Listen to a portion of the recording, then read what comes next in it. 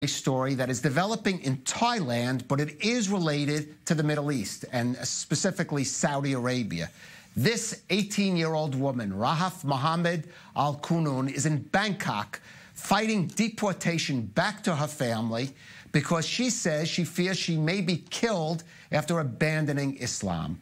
Well, here with more on that story is our Middle East correspondent, Emily Rosen.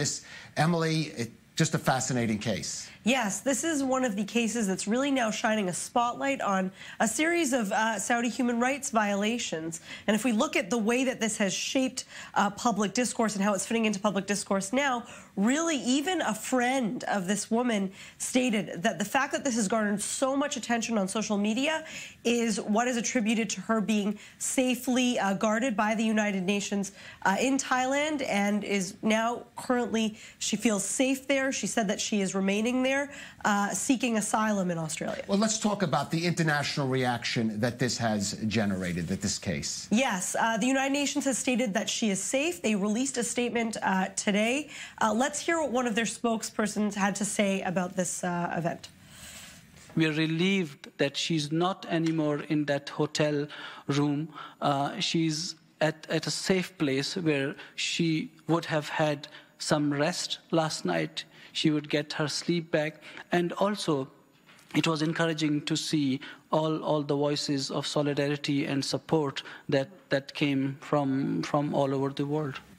So one of the more fascinating things also about this case is that she tweeted her fear. This woman tweeted her fear from her hotel room, where she locked herself in order not to be extradited back to Saudi Arabia. And she said that her father was coming to visit, and that she was safe, but she was fearful for that visit. I myself have interviewed Saudis in exile in the United States, and they've told chilling stories about meeting with their families outside of Saudi Arabia, but being subjected to abuse.